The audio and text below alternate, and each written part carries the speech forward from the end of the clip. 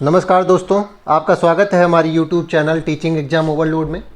दोस्तों, आज का सेशन सीटेट जुलाई 2024 तथा बीपीएससी टीआरई 3.0 के लिए ही बहुत ही इम्पॉर्टेंट है, क्योंकि जैसा कि हमने वादा किया था कि सीटेट की जैसे ही क्लासेस आपकी लगभग समाप्त हो जाएंगी, वैसे ही हम मैराथन क्लासेस भी स्टार्ट कर देंगे। तो हमारी सीटेट की क्लास 6 और 7 एसएसटी में सब कुछ खत्म हो गया है। क्लास 8 का हिस्ट्री चल रहा है, क्लास 8 का ज्योग्राफी भी कंटिन्यू है, जो खत्म ही हो जाएगा, जल्द ही खत्म वो भी हो जाएगा। उसके बाद मैराथन पूरी तरीके से चलेंगी। लेकिन जैसे कि हमने वादा किया था कि हम एक मैराथन क्लास लेंगे, तो आज हम पहली मैराथन क्लास एसएसटी के अंतर्गत लेंगे, जिसमें आज हम क्या करेंगे, क्लास 6 ज्योग्राफी की मैराथन लेंगे। आज हम क्या करेंगे, क्लास 6 ज्योग्राफी की मैराथन है। तो आज हमारी मैराथन किसकी होगी, क्लास 6 ज्योग्राफी की मैराथन होगी, जिसमें जो आपकी सीटेट जो जुलाई 2024 में होगा, अगले महीने में, और बीपीएससी टीआरई के लिए बहुत इंपॉर्टेंट है, क्योंकि सीटेट में भी प्रश्न एनसीईआरटी से ही आते हैं और बीपीएससी में तो सारे प्रश्न एनसीईआरटी से आएंगे। तो यह क्लास बहुत ज़्यादा इंपॉर्टेंट हो जाएगी। तो चलिए फिर बिना किसी देरी के सेशन को शुरू करते हैं। चलिए देखते हैं इसमें पहला पॉइंट क्या है। पहला पॉइंट है कि सूर्य, चंद्रमा तथा सभी वस्तुएं जो रात के समय आसमान में चमकती हैं खगोलीय पिंड कहलाती हैं। पहला पॉइंट क्या है कि सूर्य, चंद्रमा तथा सभी वस्तुएं जो रात के समय आसमान में चमकती हैं खगोलीय पिंड कहलाती हैं। अगला पॉइंट अब देखते हैं कि हमारा अगला पॉइंट क्या है। अगला पॉइंट है कि कुछ खगोलीय पिंड बड़े आकार वाले तथा गर्म होते हैं और ये गैसों से बने होते हैं। इनके पास अपनी ऊर्जा, यहाँ ऊर्जा का लीजिएगा, इनके पास अपनी ऊर्जा तथा प्रकाश होता है, जिसे वे बहुत बड़ी मात्रा में उत्सर्जित करते हैं।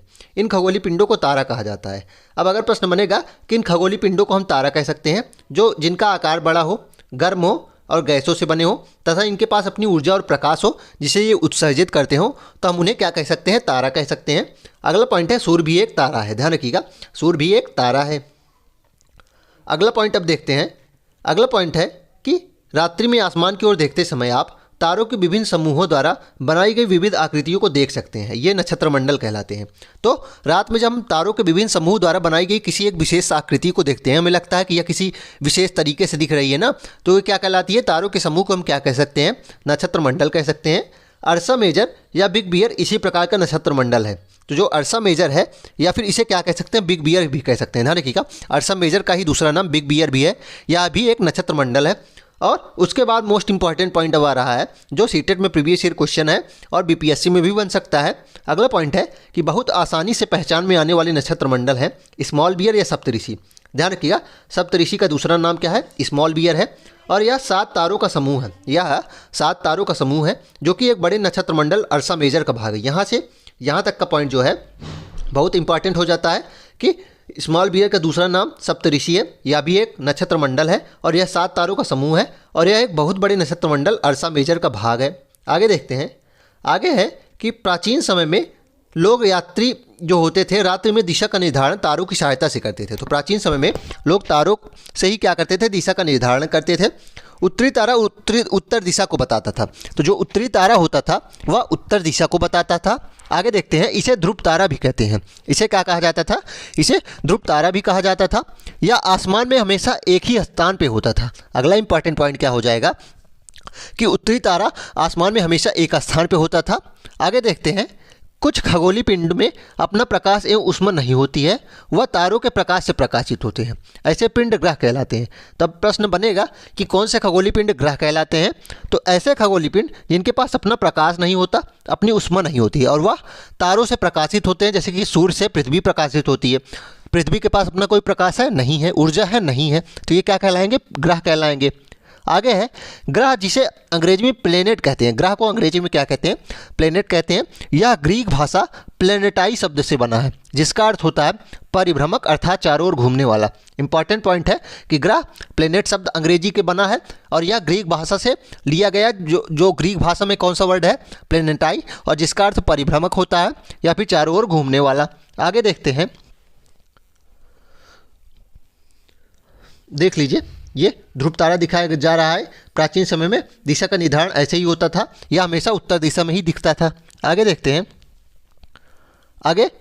आगे दिया गया है कि जो मरकरी है, सूर्य का चक्कर कितने दिन में लगाता है? 88 दिन में। और खुद के जो अपने धुरी पे घूमता है एक चक्कर 59 दिन में पूरा करता है। इसी प्रकार दिया गया है, तो इसको देख लीजिएगा, फिगर नोट कर लीजिएगा। जैसे पृथ्वी सूर्य का चक्कर 365 दिन में एक बार पूरा करती है और अपने एक्सिस पे घूम जाती है एक दिन में। तो इसको देख लीजिए, फिगर स्क्रीनशॉट ले लीजिए, आप देख लीजिएगा। आगे देखते हैं। आगे अगला पॉइंट था हमारा सौरमंडल। अगला पॉइंट क्या था? सौरमंडल। सूर्य, 8 ग्रह, उपग्रह तथा कुछ अन्य खगोलीय पिंड जैसे कि क्षुद्र ग्रह और उल्का पिंड मिलकर सौरमंडल का निर्माण करते हैं। तो सौरमंडल के निर्माण में किन किन चीज़ों का योगदान होता है? सूर्य जो कि सौरमंडल का मुखिया होता है, 8 ग्रह, उपग्रह तथा कुछ अन्य खगोलीय पिंड जैसे कि क्षुद्र ग्रह और उल्का पिंड, ये सब मिलकर सौरमंडल का निर्माण करते हैं और उसे हम सौर परिवार का नाम देते हैं। इसे क्या कहते हैं? सौर परिवार का नाम देते हैं, जिसका मुखिया सूर्य होता है। इसका मुखिया कौन होता है? सूर्य होता है। आगे है सूर्य के बारे में दिया गया है, एक इंपॉर्टेंट पॉइंट है। सूर्य पृथ्वी से लगभग 15 करोड़ किलोमीटर दूर है। ध्यान रखिएगा, इंपॉर्टेंट पॉइंट है। सूर्य और पृथ्वी की दूरी कितनी है? 15 करोड़ किलोमीटर है। इसको नोट कर लीजिएगा, सूर्य और पृथ्वी की दूरी 15 करोड़ किलोमीटर है। उसके बाद अगला पॉइंट अब देखते हैं क्या है। अगला पॉइंट है कि सूर्य से उनकी दूरी के अनुसार अंग्रेजी में ग्रहों के नाम याद करने का आसान तरीका देख लेते हैं। तो इस पैराग्राफ को याद कर लीजिएगा। My very efficient motor just serve us nuts. तो सबसे नज़दीक कौन हो जाएगा? यम से क्या हो जाएगा? मरकरी हो जाएगा। वी से वीनस, ई से अर्थ हो जाएगा। तो प्रश्न अगर बनेगा कि सूर्य से दूरी के हिसाब से पृथ्वी कौन सा ग्रह है, तो थर्ड हो जाएगा ना। पहले पे कौन हो जाएगा? मरकरी, उसके बाद वीनस, फिर क्या हो जाएगा? अर्थ हो जाएगा। उसके बाद क्या आएगा? मंगल आएगा अर्थात मार्स। उसके बाद जुपिटर अर्थात बृहस्पति आएगा। फिर यस से क्या हो जाएगा? सैटर्न हो जाएगा। यू से यूरेनस हो जाएगा और सबसे लास्ट में कौन सा हो जाएगा? नेपच्यून। तो इस पैराग्राफ को याद कर लीजिएगा। माई वेरी इफिशियंट मोटर मतलब मेरी बहुत अच्छी जो मोटर है वह हमें क्या सर्व की है? नट्स सर्व की है। तो मरकरी, वीनस, अर्थ और मार्स, जुपिटर, सैटर्न, यूरेनस और नेपच्यून। आगे देखते हैं अगला पॉइंट क्या है हमारा। अगला पॉइंट है बुध सूर्य के सबसे नज़दीक है। बुध सूर्य के सबसे नज़दीक है और अपनी कक्षा में सूर्य के चारों ओर एक चक्कर लगाने में इसे केवल 88 दिन लगते हैं। तो यह सूर्य की परिक्रमा एक चक्कर लगाने में 88 दिन लगा देता है और जो कि सबसे कम होता है। शुक्र को पृथ्वी का जुड़वा ग्रह माना जाता है। अगला पॉइंट इसमें शुक्र के बारे में दिया गया है कि शुक्र को पृथ्वी का जुड़वा ग्रह माना जाता है क्योंकि इसका आकार और आकृति लगभग पृथ्वी के ही समान है। ध्यान रखिएगा। बुध के बारे में दिया क्या गया है? सूर्य के सबसे नज़दीक ग्रह है और यह अपनी कक्षा में क्या करता है? सूर्य का चक्कर 88 दिन में पूरा करता है, एक चक्कर। और शुक्र के बारे में दिया गया है कि इसे पृथ्वी का जुड़वा ग्रह माना जाता है। आगे है कि अभी तक प्लूटो को भी एक ग्रह माना जाता था। अभी तक प्लूटो को भी एक ग्रह माना जाता था, परंतु अंतर्राष्ट्रीय खगोलीय संगठन ने अपनी बैठक जो कि अगस्त 2006 में हुई थी, ध्यान रखिएगा, नोट कर लीजिएगा, इंपॉर्टेंट पॉइंट है कि पहले प्लूटो को भी एक ग्रह माना जाता था, लेकिन जो अंतर्राष्ट्रीय खगोलीय संगठन है उसने अपनी बैठक की अगस्त 2006 में और यह निर्णय लिया कि कुछ समय पहले खोजे गए अन्य खगोलीय पिंड जैसे कि 2003 UB313 या फिर साइरस तथा प्लूटो बौने ग्रह कहे जाएंगे। तब से प्लूटो क्या हुआ? बौने ग्रह कहे जाने लगे। तो अगर प्रश्न बनेगा कि प्लूटो बौना ग्रह कब बना, तो अगस्त 2006 में जो अंतर्राष्ट्रीय खगोलीय संगठन की बैठक हुई थी उसके बाद बना। आगे देखते हैं। अब इसमें अगला पॉइंट क्या दिया गया था। अगला पॉइंट है कि क्या आप जानते हैं पौराणिक रोमन कहानियों में सोल सूर्य देवता को कहा जाता है। तो पौराणिक रोमन कहानियाँ जो होती थी उसमें क्या होता था? सोल शब्द का अर्थ क्या होता था? सूर्य देवता। और सौर शब्द का अर्थ है सूर्य से संबंधित। तो सोल शब्द का अर्थ क्या हो जाएगा? सूर्य देवता। और सौर शब्द का अर्थ क्या है? सूर्य से संबंधित। इसलिए सूर्य के परिवार को सौर मंडल या फिर सोलर सिस्टम कहा जाता है। ध्यान रखिएगा, इसलिए सूर्य के परिवार को सोलर सिस्टम कहा जाता है। आगे देखते हैं अगला पॉइंट क्या है। अगला पॉइंट है कि ऐसे बहुत से शब्द जिनका उपयोग हम एक भाषा में करते हैं अक्सर वे दूसरी भाषाओं से लिए गए शब्द हो सकते हैं। उदाहरण के लिए जियोग्राफी एक शब्द है, यह ग्रीक भाषा से लिया गया शब्द है जिसका अर्थ है पृथ्वी का विवरण। ध्यान रखिएगा, जियोग्राफी शब्द जो है वह ग्रीक भाषा से लिया गया है। वो कौन से है? जियोग्राफी का। जियोग्राफिया शब्द से लिया गया है, ग्रीक भाषा का वर्ड है जियोग्राफिया और यह दो शब्दों से मिलकर बना है, जियो प्लस ग्राफिया। जियो का अर्थ होता है पृथ्वी तथा ग्राफियो का अर्थ होता है लिखना। तो इस आगे देखते हैं। आइए पृथ्वी के संबंध में कुछ और अधिक जान लेते हैं। तो इसमें इंपॉर्टेंट क्या था कि जो ज्योग्राफी शब्द है वह ग्रीक भाषा के शब्द जियोग्राफिका से बना है। जियोग्राफिया दो वर्डों से मिलकर बना है। जी का अर्थ होता है पृथ्वी और ग्राफिया अर्थ होता है लिखना। आगे देखते हैं, कुछ और इंपॉर्टेंट चीज़ें दी गई हैं। जियो का अर्थ क्या होता है? पृथ्वी होता है ना लैटिन भाषा में। और लॉजी क्या होता है? लॉजी मतलब क्या होता है? अध्ययन हो जाएगा। तो जियोलॉजी क्या हो जाएगा? पृथ्वी का अध्ययन। और जियोग्राफिया क्या हो जाएगा, पृथ्वी का क्या होता है, ग्राफिया का मतलब क्या होता है, लिखना हो जाएगा। मेट्री का अर्थ होता है मापना, लैटिन भाषा में मेट्री का अर्थ मापना होता है, तो जियोमेट्री का क्या अर्थ हो जाएगा, पृथ्वी का मापन। और ऑइड का मतलब क्या होता है कि संरचना होती है ऑइड से, तो जियोऑइड क्या हो जाएगा, पृथ्वी का आकार के अनुरूप होना, जियोऑइड हो जाएगा ना, जियो मतलब पृथ्वी और ऑइड मतलब आकार, तो पृथ्वी के आकार के अनुरूप होना क्या कहलाएगा, जियोऑइड कहलाएगा। आगे देखते हैं अगला पॉइंट क्या है हमारा। अगला पॉइंट है पृथ्वी के बारे में कुछ इंपॉर्टेंट चीजें दी गई हैं। सूर्य से दूरी के हिसाब से पृथ्वी तीसरा ग्रह है, ध्यान रखिएगा, सूर्य से दूरी के हिसाब से पृथ्वी तीसरा ग्रह है और आकार में यह पांचवा सबसे बड़ा ग्रह है, इसको नोट कर लीजिएगा, आकार में यह पांचवा सबसे बड़ा ग्रह है। यह ध्रुवों के आसपास थोड़ी चपटी है, यह ध्रुवों के आसपास थोड़ी चपटी है, यही कारण है इसके आकार को भूभाप कहा जाता है। जियोइड किसको कहा जाता है, पृथ्वी को ही कहा जाता है, क्योंकि यह ध्रुवों के पास थोड़ी चपटी है, इसी कारण इसे भूभाप कहा जाता है। और भूभाप का क्या अर्थ होता है, पृथ्वी के समान आकार। जियो मतलब क्या हो जाएगा, पृथ्वी, और ऑइड मतलब क्या है, आकार, समान आकार, तो भूभाप का क्या अर्थ हो जाएगा, पृथ्वी के समान आकार का।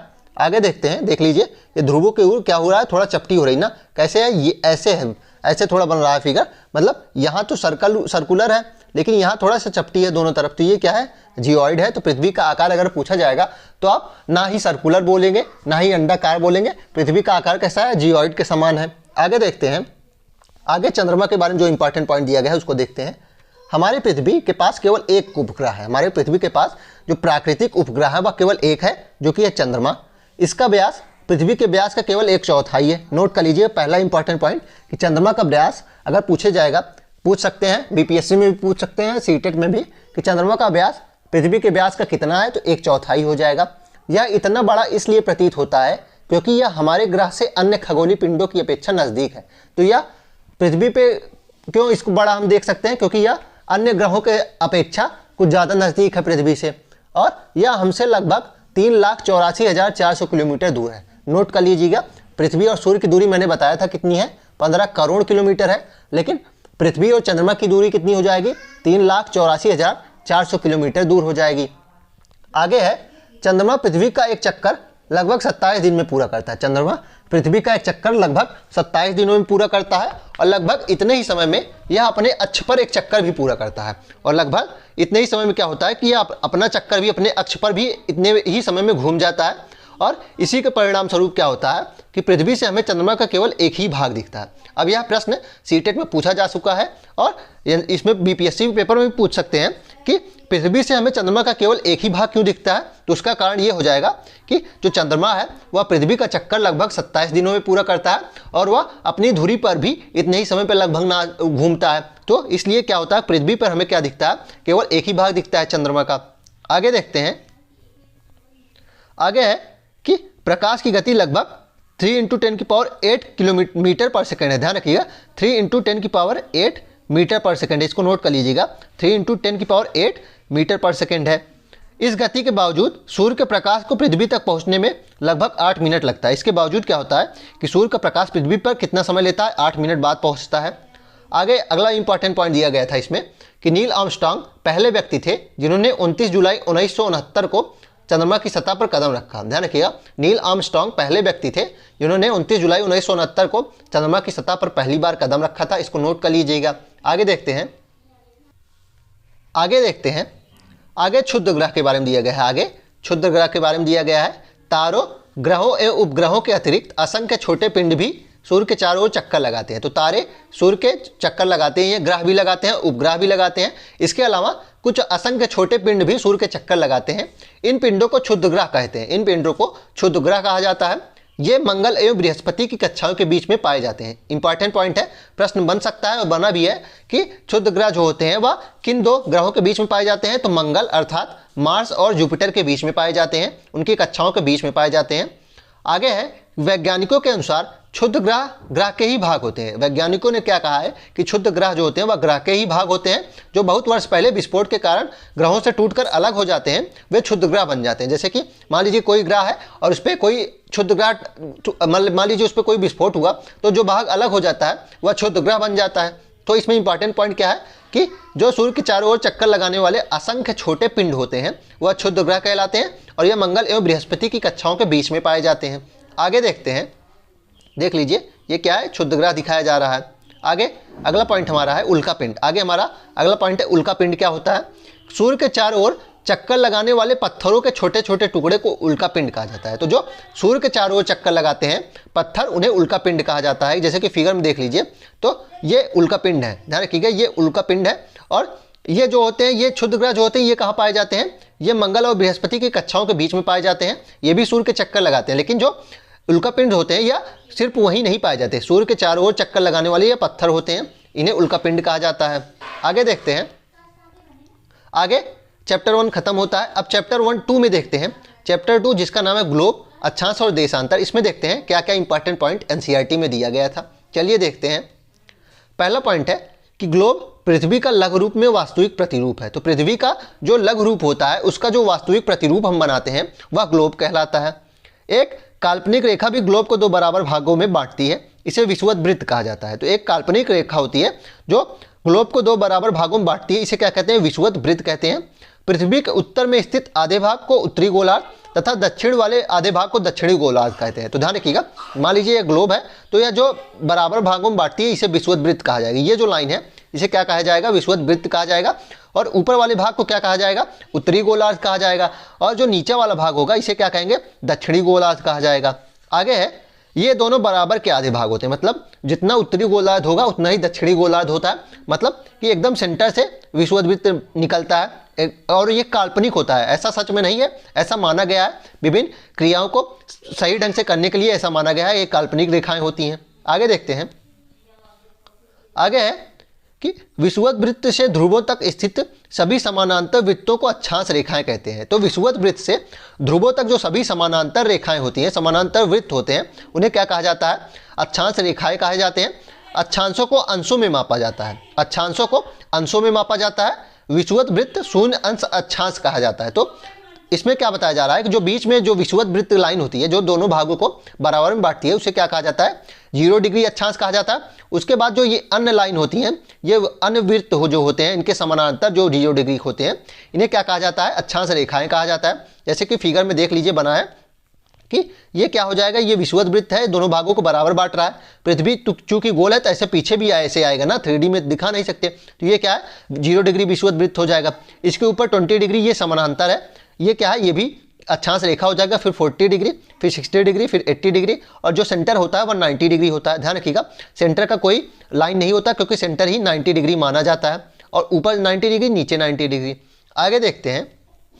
आगे चूंकि विषुवत वृत्त से दोनों तरफ ध्रुवों के बीच की दूरी पृथ्वी के चारों ओर के वृत्त का 1/4 है, अतः इसको माप होगा 360 अंश का 1/4 यानी 90 डिग्री अंश। इस प्रकार 90 डिग्री अंश उत्तरी अक्षांश और उत्तर ध्रुव को दर्शाता है तथा 90 डिग्री अंश दक्षिणी अक्षांश को, दक्षिण ध्रुव दर्शाता है। तो इसमें वही बताया जा रहा है कि जो उत्तरी ध्रुव होगा उस पर क्या हो जाएगा, जो उत्तरी ध्रुव का सेंटर होगा उसे क्या दर्शाया जाता है, 90 डिग्री उत्तरी अक्षांश, और जो दक्षिणी ध्रुव पे सेंटर होता है उसे 90 डिग्री दक्षिणी अक्षांश दर्शाया जाता है। आगे देखते हैं। आगे है कि चित्र 2.2 से स्पष्ट है कि जैसे जैसे हम विषुवत वृत्त से दूर जाते हैं अक्षांशों का आकार घटता जाता है। महत्वपूर्ण अक्षांश रेखाएं विषुवत वृत्त जो 0 डिग्री हो जाएगा, उत्तर ध्रुव 90 डिग्री उत्तरी अक्षांश तथा दक्षिणी ध्रुव 90 डिग्री दक्षिण अक्षांश के अतिरिक्त 4 महत्वपूर्ण अक्षांश और भी होती हैं। जैसे कि देख लीजिए कि इसमें बताया जा रहा है कि जैसे जैसे हम विषुवत वृत्त से दूर जाएंगे अक्षांशों का आकार घटता है। जैसे कि फिगर में देख लीजिए, अक्षांशों का आकार देखिए इसमें फिगर में 0 डिग्री से यहाँ बढ़ा था, उसके बाद थोड़ा कम हुआ, और ये देखिए ये अक्षांश 80 डिग्री वाला और कम हो गया है ना, और 90 डिग्री तो एक पॉइंट के रूप में दर्शाया जाएगा। इसमें यही बताया जा रहा है कि विषुवत वृत्त से हम जैसे जैसे दूर होते जाएंगे वैसे वैसे अक्षांश रेखाओं के बीच में जो दूरी है वह घटती जाएगी। और महत्वपूर्ण अक्षांश कुछ और भी हैं। महत्वपूर्ण अक्षांश जैसे कि विषुवत वृत्त हो जाएगा 0 डिग्री, 90 डिग्री उत्तरी अक्षांश, 90 डिग्री दक्षिणी अक्षांश। उसके अतिरिक्त भी 4 महत्वपूर्ण अक्षांश होते हैं। कौन कौन से होते हैं? 23.5 डिग्री उत्तरी अक्षांश को कर्क रेखा कहा जाता है। ध्यान रखिएगा, 23.5 डिग्री उत्तरी अक्षांश को कर्क रेखा कहा जाता है, और यह भारत देश से होकर गुजरती है। इसको नोट कर लीजिएगा, यह भारत देश को होकर गुजरती है, यहाँ से ऐसे गुजरती है भारत देश से। तो 23.5 डिग्री उत्तरी अक्षांश को क्या कहा जाता है? कर्क रेखा कहा जाता है। 23.5 डिग्री दक्षिणी अक्षांश को क्या कहा जाता है? मकर रेखा। इसको नोट कर लीजिएगा, 23.5 डिग्री दक्षिणी अक्षांश को मकर रेखा कहा जाता है। और 66.5 डिग्री दक्षिणी अक्षांश को अंटार्कटिक वृत्त कहा जाता है। इसको नोट कर लीजिएगा, 66.5 डिग्री दक्षिणी अक्षांश को अंटार्कटिक वृत्त कहा जाता है। और जो 66.5 डिग्री उत्तरी अक्षांश होता है उसे आर्कटिक वृत्त कहा जाता है। तो ये 4 अक्षांश रेखाएं और महत्वपूर्ण हो जाती हैं। 23.5 डिग्री उत्तरी अक्षांश कर्क रेखा, 0 डिग्री तो है ये है, 23.5 डिग्री दक्षिणी अक्षांश को मकर रेखा कहेंगे और 66.5 डिग्री उत्तरी अक्षांश को आर्कटिक वृत्त कहेंगे और 66.5 डिग्री दक्षिणी अक्षांश को हम क्या कहेंगे, अंटार्कटिक वृत्त कह देंगे। आगे देखते हैं, आगे है पृथ्वी के ताप कटिबंध। आगे हमारा अगला पॉइंट क्या है, पृथ्वी के ताप कटिबंध। देखते हैं, कर्क रेखा एवं मकर रेखा के बीच के सभी अक्षांशों पर सूर्यवंश में एक बार दोपहर में सिर के ठीक ऊपर होता है, इसलिए इस क्षेत्र में सबसे अधिक ऊष्मा प्राप्त होती है तथा इसे उष्णकटिबंध कहा जाता है। तो कर्क रेखा और मकर रेखा के जो बीच का अक्षांश होता है, जो बीच के जो क्षेत्र होते हैं उसमें क्या होता है कि वर्ष भर में कहीं ना कहीं मतलब हर जगह सूर्य एक न एक बार ठीक ऊपर आ ही जाता है, इसलिए इस क्षेत्र में ऊष्मा सबसे अधिक होती है, इसलिए इसे उष्णकटिबंध क्षेत्र कहते हैं। देख लीजिए उष्णकटिबंध क्षेत्र कौन सा हो जाएगा, 23 डिग्री उत्तर से 23 डिग्री दक्षिण, मतलब जो सूर्य से जो होता है यहाँ एक न एक समय क्या होता है, सीधी किरणें हमेशा पड़ती ही रहती हैं, इसलिए ये कहा यहाँ ऊष्मा अधिक होती है, इसलिए इसे उष्णकटिबंध कहा जाता है। उसके बाद आगे देखते हैं, कर्क रेखा तथा मकर रेखा के बाद किसी भी अक्षांश पर दोपहर का सूर्य कभी भी सिर के ऊपर नहीं होता है। तो कर्क रेखा के बाद और मकर रेखा के बाद क्या होता है कि कोई भी अक्षांश ले लीजिए, उसमें जो दोपहर का सूर्य होगा वह कभी भी सूर्य के सर के ऊपर कभी नहीं आएगा, पूरे वर्ष भर में कभी भी नहीं आएगा। ध्रुव की तरफ सूर्य की किरणें तिरछी हो जाती हैं, ध्रुव की तरफ क्या होता है, सूर्य की किरणें तिरछी पड़ने लगती हैं। इस प्रकार उत्तरी गोलार्ध में कर्क रेखा और उत्तर ध्रुव के वृत्त तथा दक्षिणी गोलार्ध में मकर रेखा और दक्षिण ध्रुव वृत्त के बीच वाले क्षेत्र को तापमान मध्यम रहता है, इसलिए इन्हें शीतोष्ण कटिबंध कहा जाता है। तो इसमें देख लीजिए फिगर में सूर्य कहाँ चलता है, सूर्य ऐसे रोटेट करता है, सूर्य यहाँ से ऐसे होता है, मतलब सूर्य के जो पृथ्वी घूर्णन करती है ऐसे करती है, तो सूर्य की किरणें यहाँ तक सीधी पड़ती हैं, यहाँ सीधी पड़ेंगी तो यहाँ उष्णकटिबंध कहलाता है क्योंकि ऊष्मा अधिक होता है। यहाँ तिरछी पड़ने लगती है, इसलिए यहाँ जो तापमान होता है मकर रेखा और जो दक्षिणी ध्रुव वृत्त होता है इसके बीच के क्षेत्र को क्या कहा जाएगा, शीतोष्ण कटिबंध, क्योंकि सूर्य की किरणें तिरछी पड़ती हैं इसलिए मध्यम तापमान होता है। और ध्रुवों पे क्या होता है कि सूर्य की रोशनी 6 महीने पर पड़ जाती है क्योंकि बहुत ही कम पड़ती हैं। आगे देखते हैं, उत्तरी गोलार्ध में उत्तर ध्रुव वृत्त और उत्तरी ध्रुव वृत्त तथा दक्षिणी गोलार्ध में दक्षिण ध्रुव वृत्त और दक्षिणी ध्रुव के बीच के क्षेत्र में ठंड बहुत ज़्यादा होती है क्योंकि यहाँ सूर्य क्षितिज से ज़्यादा, आगे देखते हैं, क्षितिज से ज़्यादा ऊपर नहीं आ पाता, मतलब क्षितिज से ज़्यादा ऊपर नहीं आ पाता, हमेशा रोशनी तिरछी ही पड़ती रहेगी, ऐसे ही पड़ती रहेगी, इसलिए शीत कटिबंध कहलाते हैं। ध्यान रखिएगा, इसलिए शीत कटिबंध कहलाते हैं। तो इसको ताप कटिबंध को एक बार फिगर से फिर से देख लीजिए, सूर्य यहाँ होता है तो यहाँ जो किरणें सीधी पड़ती हैं, तो यहाँ क्या होता है कि वर्ष भर गर्मी पड़ती रहती है, मतलब तापमान ठीक ठाक रहता है, वर्ष भर गर्मी तो नहीं पड़ती लेकिन तापमान ठीक ठाक रहता है, इसलिए यहाँ उष्णकटिबंध कहा जाता है। उसके बाद यहाँ किरणें तिरछी पड़ती हैं तो ये क्या कहलाएंगे, शीतोष्ण कटिबंध कहलाएंगे क्योंकि तापमान मध्यम होता है। और यहाँ किरणें क्षितिज पड़ती हैं, क्षितिज पड़ती हैं मतलब ऐसे पड़ती हैं, इसलिए यहाँ बहुत ज़्यादा ठंड होता है, इसलिए इसे क्या कहा जाता है, शीत कटिबंध कहा जाता है। और ये कटिबंध देख लीजिएगा, नोट कर लीजिएगा। आगे देखते हैं, आगे देशांतर के बारे में दिया गया है। देशांतर क्या होते हैं ध्यान रखिएगा, देखते हैं।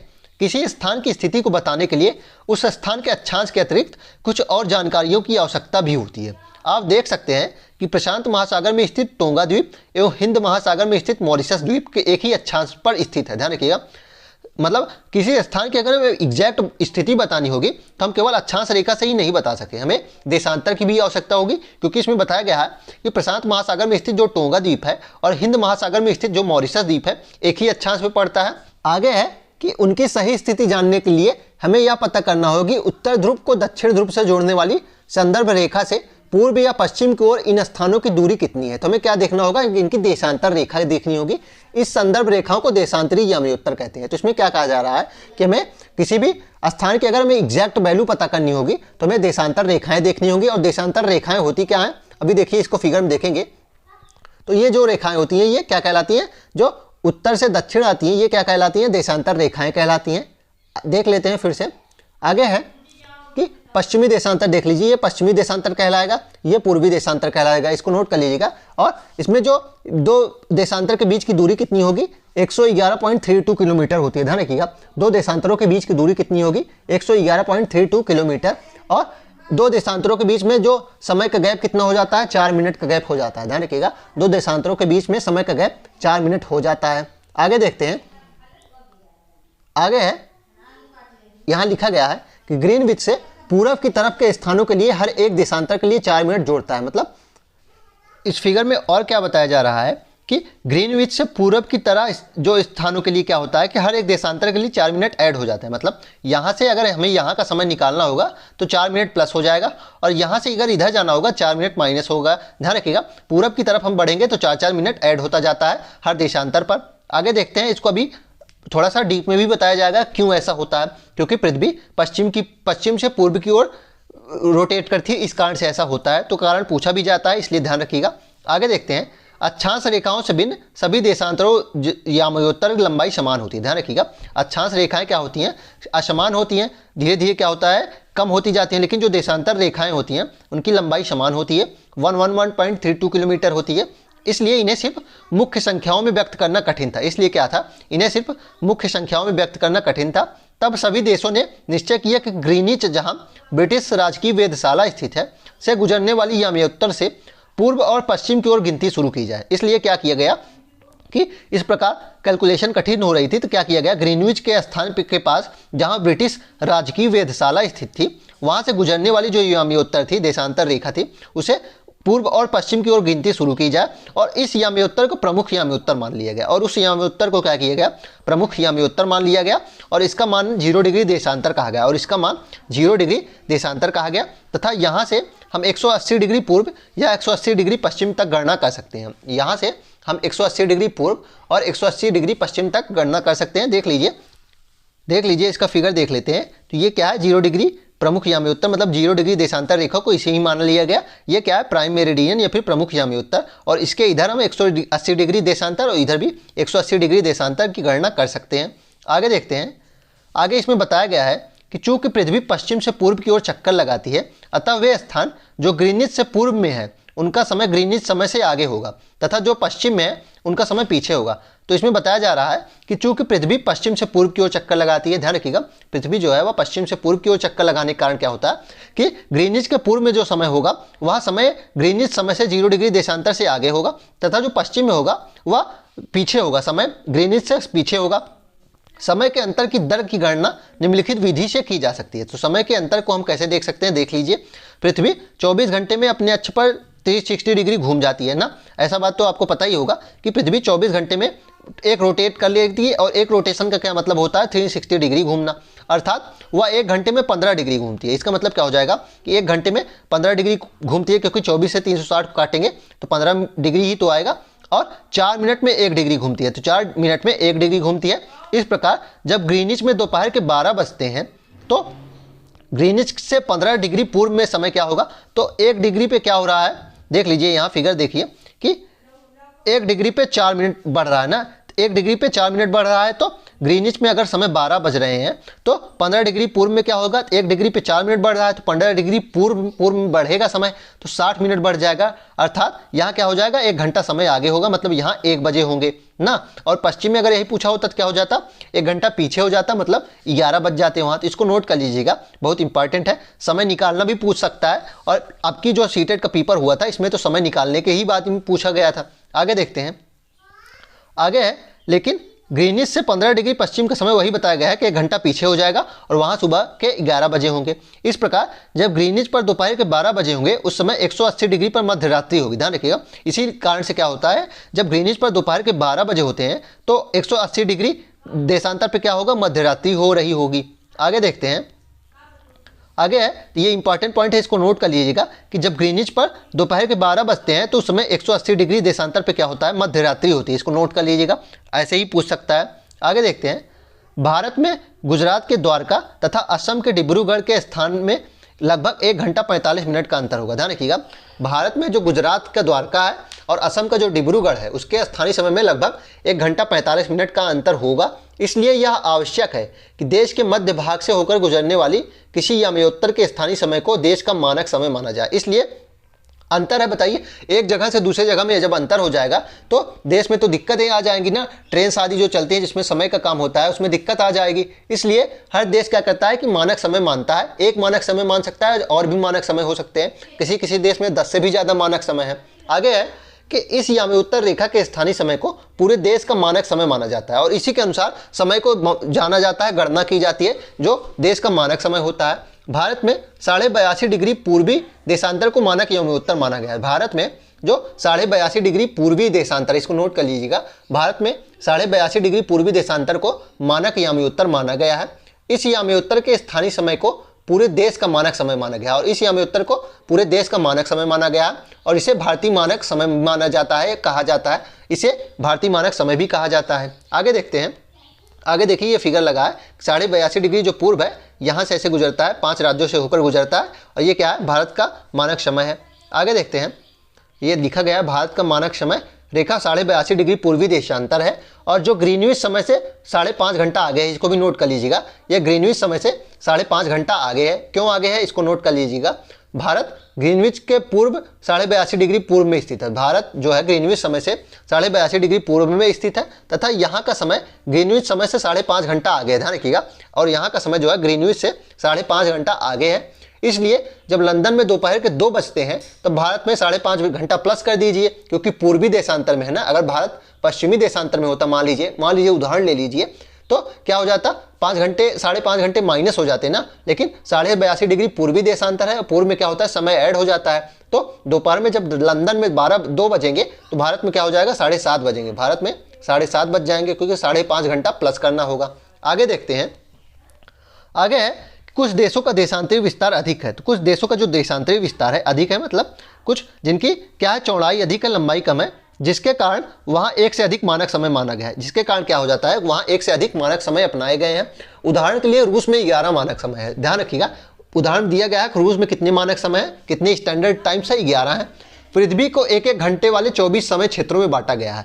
पृथ्वी को 24 समय क्षेत्रों में बांटा गया है। इस प्रकार प्रत्येक समय क्षेत्र 15 डिग्री देशांतर तक का क्षेत्र घेरता है। इसलिए क्या होता है, अब ये भी प्रश्न बना है कि पृथ्वी को कितने समय टाइम जोन्स में बांटा गया है। ये समय क्षेत्र क्या है, टाइम जोन्स। प्रश्न बनता है कि पृथ्वी को कितने टाइम जोन में बांटा गया है, तो 24 टाइम जोन्स में बांटा गया है।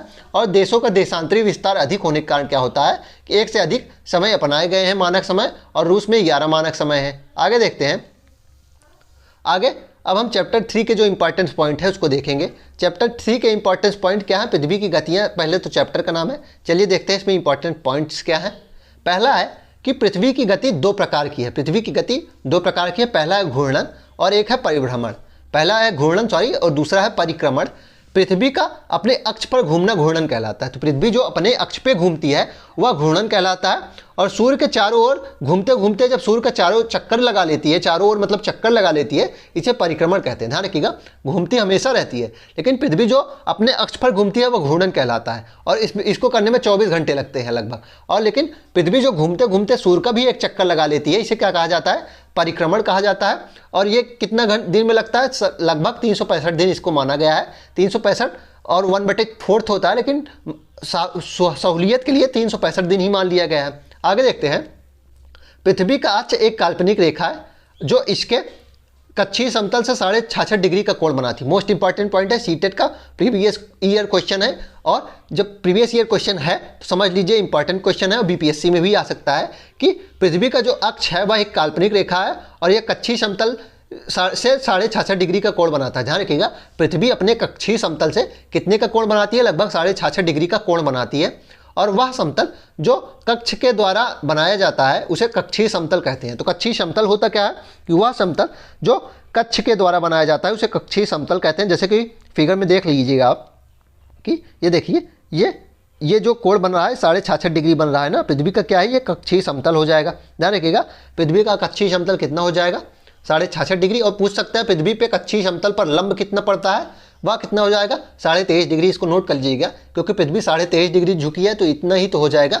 तो पृथ्वी पर लंब जो पड़ता है वह 23.5 डिग्री पड़ता है कक्षीय समतल पे, और पृथ्वी का कक्षीय समतल का कोण कितना हो जाएगा, 66.5 डिग्री हो जाएगा। और प्रश्न अगर बनेगा कि कक्षीय समतल क्या होता है, कि वह समतल जो कक्ष के द्वारा बनाया जाता है उसे कक्षीय समतल कहा जाता है। आगे देखते हैं, आगे है कि ग्लोब का वह वृत्त जो दिन और रात को विभाजित करता है प्रदीप्त वृत्त कहलाता है। मोस्ट इंपॉर्टेंट पॉइंट है, ये भी प्रीवियस ईयर क्वेश्चन, ध्यान रखिएगा। आप देख लीजिए प्रीवियस ईयर क्वेश्चन अगर आप लगाते होंगे तो प्रश्न बना है प्रदीप्त वृत्त क्या होता है। तो ग्लोब का वह भाग जो दिन और रात को बांटता है वो प्रदीप्त वृत्त कहलाता है। जैसे कि देख लीजिए, पृथ्वी 23.5 डिग्री झुकी है, तो यहाँ तक जो भाग है ध्यान रखिएगा एकदम सीधे में नहीं होगा, क्योंकि 23.5 डिग्री झुकी है, इसलिए इस क्षेत्र में भी थोड़ा जो 23.5 डिग्री होगा उसमें भी धूप पड़ेगी और इस क्षेत्र के 23.5 डिग्री पे भी रात हो जाएगी। तो वह भाग जो दिन और रात को बनाता है वह क्या कहलाता है? प्रदीप्त वृत्त कहलाता है। आगे देखते हैं।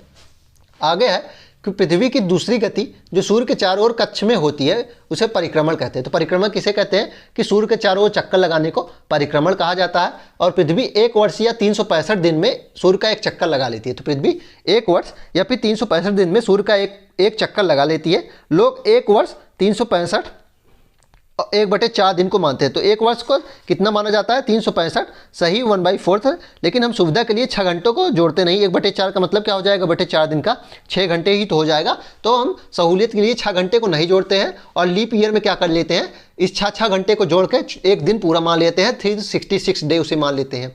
आगे है इसमें कि उत्तर गोलार्ध जो होता है वह ग्रीष्म ऋतु में सूर्य की तरफ झुका होता है। जो उत्तरी गोलार्ध होता है, देख लीजिए ये उत्तरी गोलार्ध ही तो है, या सूर्य की तरफ झुका है। और इसके कारण से क्या होता है, चलिए इसको देख लेते हैं।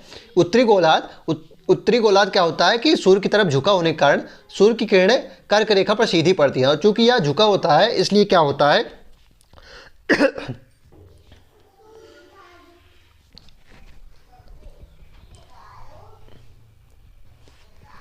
आगे है इसमें, देख लीजिए 21 जून को क्या होता है। 21 जून में जो उत्तरी गोलार्ध होता है वह सूर्य की तरफ झुका होता है। तो जो ग्रीष्म ऋतु होती है, देख लीजिए उत्तरी गोलार्ध में जो ग्रीष्म ऋतु होती है उसमें क्या होता है कि उत्तरी गोलार्ध सूर्य की तरफ झुका होता है और सूर्य की किरणें कर्क रेखा पर सीधी पड़ती हैं। देख लीजिए कर्क रेखा यहाँ होगा और सूर्य की किरणें कर्क रेखा पर सीधी पड़ेंगी।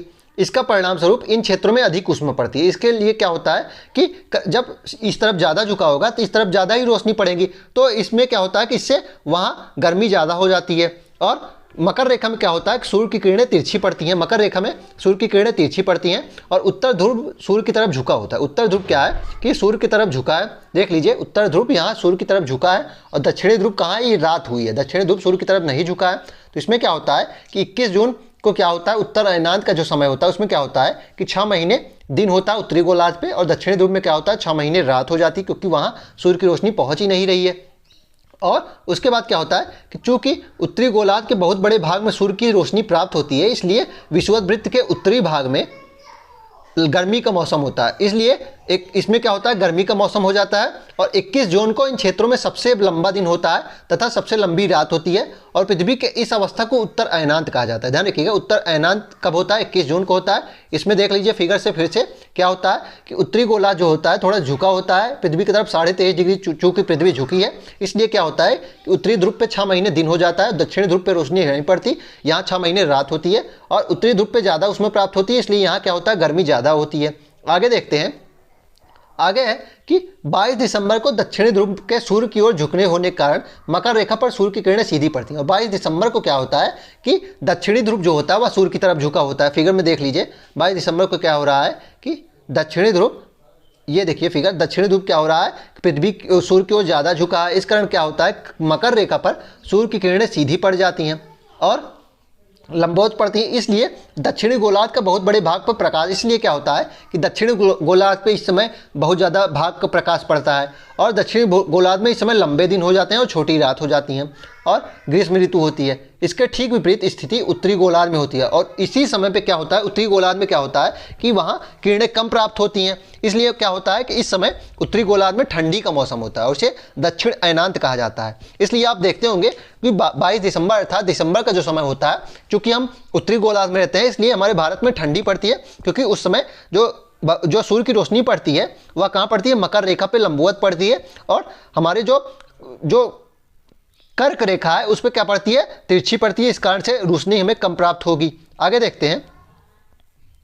आगे है कि क्या आप जानते हैं, मोस्ट इंपॉर्टेंट पॉइंट है, क्या आप जानते हैं कि ऑस्ट्रेलिया में ग्रीष्म ऋतु में क्रिसमस का पर्व मनाया जाता है। ध्यान रखिएगा, क्या आप जानते हैं कि ऑस्ट्रेलिया में ग्रीष्म ऋतु में क्रिसमस पर्व मनाया जाता है? क्यों मनाया जाता है? आप अगर इसका कारण पूछा जाएगा कि प्रश्न ऐसे दे दिया जाएगा कि किस देश में ग्रीष्म ऋतु में क्रिसमस मनाया जाता है और क्यों मनाया जाता है, तो ऑस्ट्रेलिया में मनाया जाता है। और क्यों मनाया जाता है, क्योंकि यह दक्षिणी गोलार्ध में है और दक्षिणी गोलार्ध में क्या होता है कि 22 दिसंबर को क्या होता है कि वहाँ ग्रीष्म ऋतु पड़ती है ना, क्योंकि मकर रेखा पे इस समय किरणें सूर्य की सीधी पड़ती हैं, लंबवत पड़ती हैं, इसलिए यहाँ गर्मी होती है। और दक्षिणी गोलार्ध में होने के कारण यहाँ ग्रीष्म ऋतु होती है।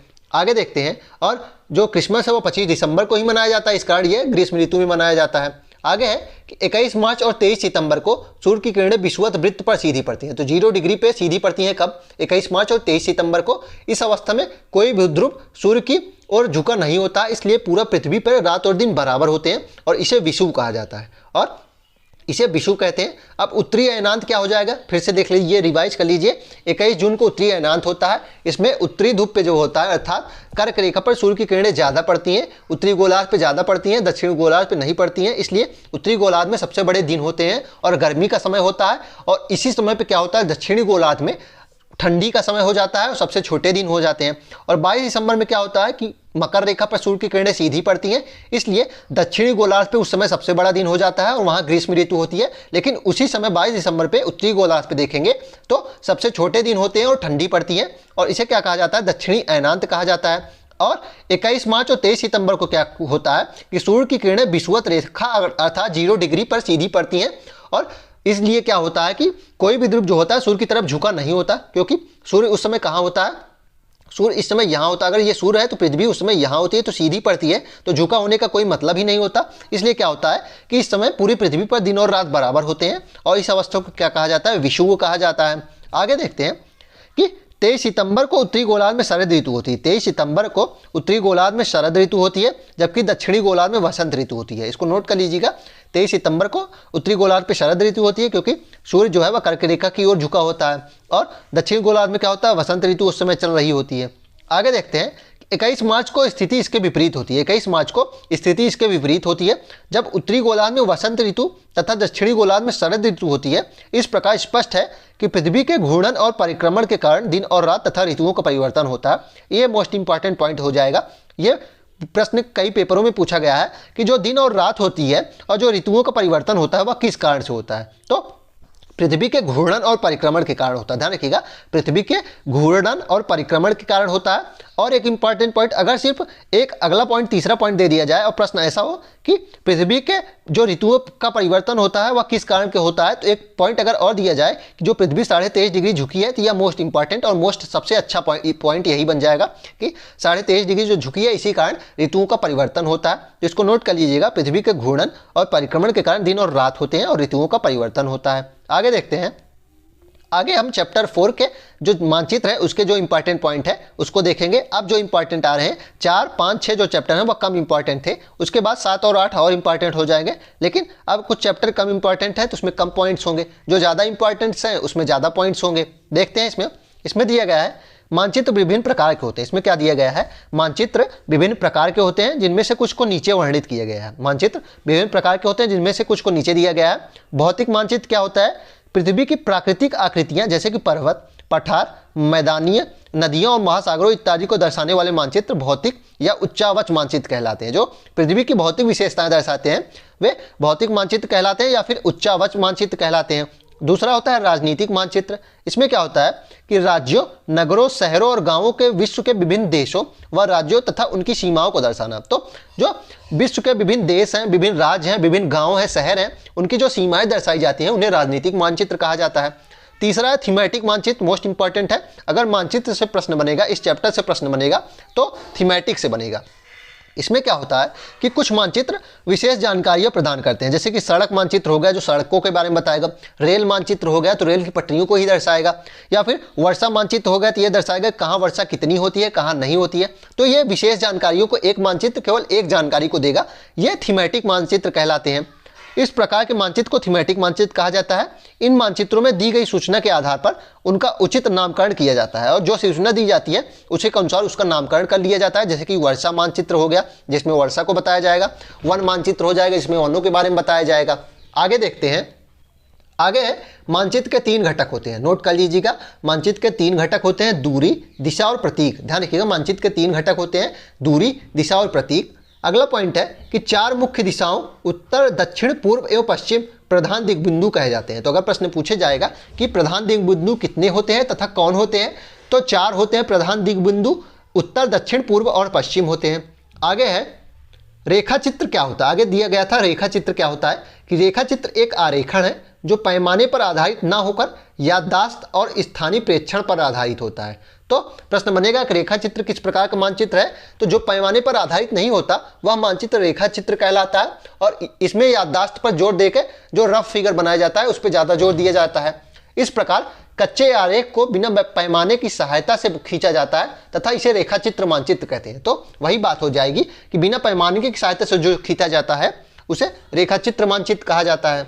आगे देखते हैं, आगे है कि खाका एक छोटे क्षेत्र का बड़े पैमाने पर खींचा गया रेखाचित्र खाका कहलाता है। तो कोई छोटा क्षेत्र है, मान लीजिए कोई छोटा क्षेत्र है, जैसे कि प्रतापगढ़ जिले को अगर देख लीजिए, मान लीजिए कोई जिला देख लीजिए, वह भारत में बहुत छोटा हो जाएगा, लेकिन उस जिले को भी अब बड़ा जब हम कर देंगे तो ये खाका कहलाता है ना। तो किसी छोटे क्षेत्र को अगर हम बड़ा दिखाएं, बड़े पैमाने दिखाएं, तो वह क्या कहलाता है, खाका कहलाता है।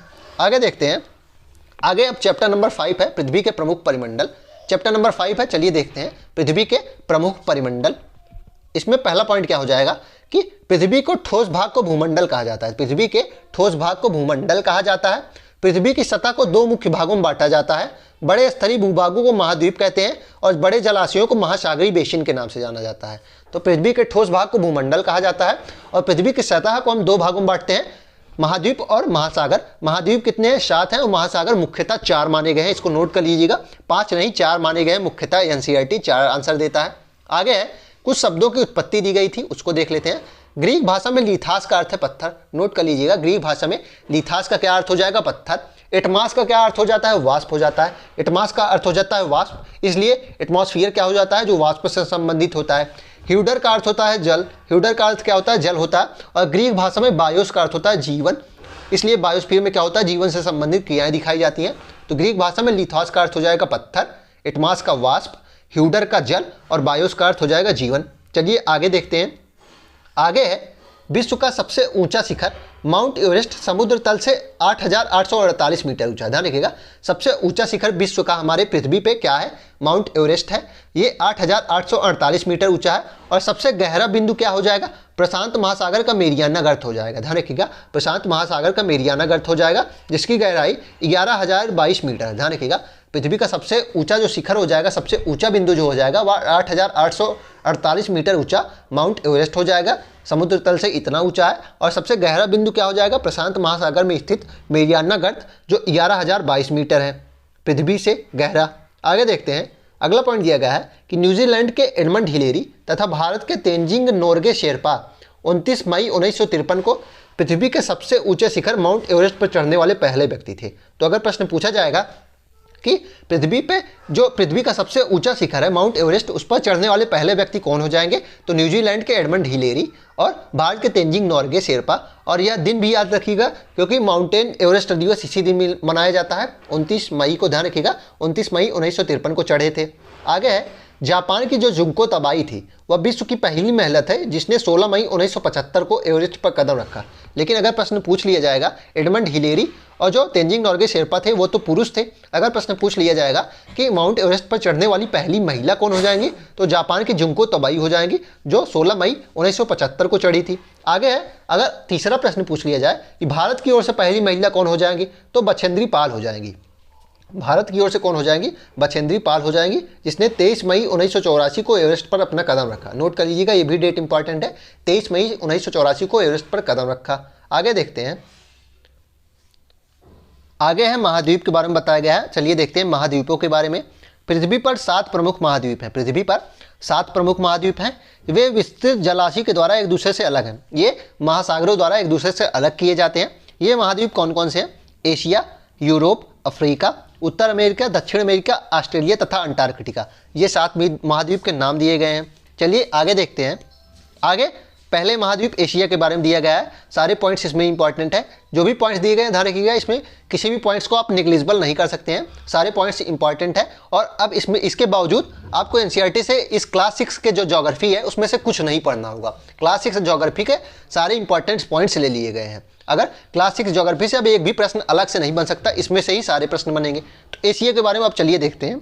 यह विश्व का सबसे बड़ा महाद्वीप है। यह एशिया जो महाद्वीप है यह विश्व का सबसे बड़ा महाद्वीप है। यह पृथ्वी के कुल क्षेत्रफल का 1/3 भाग पर फैला है। ध्यान रखिएगा, पहला इंपॉर्टेंट पॉइंट, यह जो टोटल क्षेत्रफल है उसके 1/3 भाग पर केवल एशिया महाद्वीप है। यह महाद्वीप पूर्वी गोलार्ध में स्थित है। यह महाद्वीप पूर्वी गोलार्ध में स्थित है। कर्क रेखा इस महाद्वीप से होकर गुजरती है। कर्क रेखा इस महाद्वीप से होकर गुजरती है। एशिया के पश्चिम में यूराल पर्वत जो इसे यूरोप से अलग करता है। प्रश्न बनेगा एशिया को यूरोप से कौन अलग करता है, तो यूराल पर्वत अलग करता है जो एशिया के पश्चिम में है। यूरोप और एशिया के संयुक्त भाग को यूरेशिया कहा जाता है। यूरोप और एशिया के संयुक्त भाग को यूरेशिया कहा जाता है। इसमें इंपॉर्टेंट पॉइंट क्या है, विश्व का सबसे बड़ा महाद्वीप है, पृथ्वी के कुल क्षेत्रफल का 1/3 भाग पर यही है, अब पूर्वी गोलार्ध में स्थित है, कर्क रेखा इस महाद्वीप से होकर गुजरती है। और एशिया और यूरोप को कौन अलग करता है, यूराल पर्वत अलग करता है। आगे देखते हैं यूरोप के बारे में देख लेते हैं। एशिया से बहुत छोटा है, ये एशिया से बहुत छोटा है। यह महाद्वीप एशिया के पश्चिम में स्थित है, ध्यान रखिएगा। एशिया के पश्चिम में कौन स्थित है, यूरोप है, और यह यूराल पर्वत द्वारा अलग होते हैं दोनों जो महाद्वीप हैं। आर्कटिक वृत्त इससे होकर गुजरता है, जो आर्कटिक वृत्त है वह इससे होकर गुजरता है, और यह तीनों तरफ से जल से घिरा है। इसको नोट कर लीजिएगा, यह तीनों तरफ से जल से घिरा है। तो अगर प्रश्न बनेगा कि कौन सा महाद्वीप तीनों तरफ से जल से घिरा है, तो वह यूरोप हो जाएगा, इसको नोट कर लीजिएगा। आगे देखते हैं अफ्रीका महाद्वीप के बारे में देख लेते हैं। एशिया के बाद विश्व का सबसे बड़ा महाद्वीप ये है, ध्यान रखिएगा। एशिया जो लंबाई मतलब क्षेत्रफल के हिसाब से सबसे बड़ा एशिया महाद्वीप हो जाएगा, सेकंड नंबर पे अफ्रीका हो जाएगा। विषुवत वृत्त या 0 डिग्री अक्षांश इस महाद्वीप के लगभग आधे भाग से होकर गुजरती है। अफ्रीका का बहुत बड़ा भाग उत्तरी गोलार्ध में स्थित है, ध्यान रखिएगा। अफ्रीका को जो बहुत बड़ा भाग है वह उत्तरी गोलार्ध में स्थित है। यही एक ऐसा महाद्वीप है जिससे होकर कर्क रेखा, विषुवत रेखा तथा मकर रेखा तीनों गुजरती हैं। अगर प्रश्न बनेगा कि कर्क रेखा, मकर रेखा और 0 डिग्री अक्षांश अर्थात विषुवत वृत्त कौन सा ऐसा महाद्वीप है जहाँ तीनों होकर गुजरती है, तो अफ्रीका हो जाएगा। सहारा का रेगिस्तान जो कि विश्व का सबसे बड़ा रेगिस्तान है, वह भी अफ्रीका महाद्वीप में पड़ता है, ध्यान रखिएगा। सहारा का रेगिस्तान भी यहाँ पड़ता है। आगे है, यह महाद्वीप चारों तरफ समुद्रों और महासागरों से घिरा है। यह महासागर जो है वह चारों तरफ जल से घिरा है। तीन तरफ से कौन सा घिरा था जल से, यूरोप, और चारों तरफ से हो जाएगा अफ्रीका। विश्व की सबसे लंबी नदी नील अफ्रीका से ही होकर बहती है, ध्यान रखिएगा। विश्व का जो सबसे बड़ा रेगिस्तान है वह भी अफ्रीका में है, और सबसे लंबी नदी जो है नील नदी वह भी अफ्रीका से ही होकर बहती है। आगे हमारा अगला है उत्तर अमेरिका। उत्तर अमेरिका में क्या इंपॉर्टेंट है, विश्व का तीसरा सबसे बड़ा महाद्वीप उत्तर अमेरिका हो जाएगा। पहले पे एशिया, दूसरे पे अफ्रीका, तीसरे पे उत्तर अमेरिका। यह दक्षिण अमेरिका से एक सक्रिय स्थल से जुड़ा है जिसे पनामा जल संधि कहा जाता है। तो अगर प्रश्न बनेगा कि कौन सी स्थल संधि से उत्तर अमेरिका और दक्षिण अमेरिका जुड़ा है, तो वह पनामा स्थल संधि है। प्रश्न पूछ लिया जाएगा पनामा स्थल संधि किन दो महाद्वीपों को जोड़ती है, तो उत्तर अमेरिका और दक्षिण अमेरिका। यह महाद्वीप पूरी तरह से उत्तरी और पश्चिमी गोलार्ध में स्थित है। तो यह महाद्वीप जो है वह पूरी तरह से उत्तर एवं पश्चिमी गोलार्ध में स्थित है। यह महाद्वीप तीनों महासागरों से घिरा है। यह महाद्वीप भी 3 महासागरों से घिरा है। अगला हमारा दक्षिण अमेरिका। दक्षिण अमेरिका का अधिकांश भाग दक्षिणी गोलार्ध में स्थित है, तो इसका अधिकांश भाग दक्षिणी गोलार्ध में स्थित है। विश्व की सबसे लंबी पर्वत श्रृंखला एंडीज इसके उत्तर से दक्षिण की ओर फैली है, ध्यान रखिएगा। विश्व की सबसे लंबी जो पर्वत श्रृंखला एंडीज है वह दक्षिण अमेरिका में ही है, और दक्षिण अमेरिका में विश्व की सबसे बड़ी नदी अमेजॉन भी है, ध्यान रखिएगा। सबसे बड़ी नदी जो है अमेजॉन वह दक्षिण अमेरिका में भी है। आगे देखते हैं, अगला महाद्वीप है ऑस्ट्रेलिया महाद्वीप। चलिए ऑस्ट्रेलिया महाद्वीप के बारे में देख लेते हैं।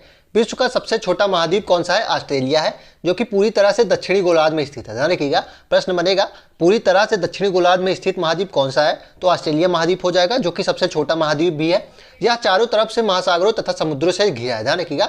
यह भी चारों तरफ से महासागर और समुद्रों से घिरा है। इसे द्वीपीय महाद्वीप भी कहते हैं। तो अगर यह भी प्रश्न बनेगा द्वीपीय महाद्वीप किसे कहते हैं, तो ऑस्ट्रेलिया को कहते हैं। उसके बाद हमारा आखिरी महाद्वीप है अंटार्कटिक। इसमें देखते हैं एक बहुत बड़ा महाद्वीप है यह, जो कि दक्षिणी गोलार्ध में स्थित है। यह भी दक्षिणी गोलार्ध में स्थित है। दक्षिण ध्रुव इस महाद्वीप के मध्य में स्थित है। दक्षिण ध्रुव जो है वह इस महाद्वीप के मध्य में स्थित है। चूंकि यह दक्षिण ध्रुव क्षेत्र में स्थित है, इसलिए यह हमेशा यहाँ मोटी बर्फ की परतों में ढका रहता है। चूंकि यह दक्षिण ध्रुव में स्थित है, इसलिए यहाँ हमेशा मोटी जो है बर्फ की परतें रहती हैं, और यहाँ निवास स्थल बहुत ही निवास स्थल है ये नहीं है। यहाँ किसी भी प्रकार का स्थायी मानव निवास नहीं है। यहाँ किसी भी प्रकार का स्थायी निवास नहीं है मानव का।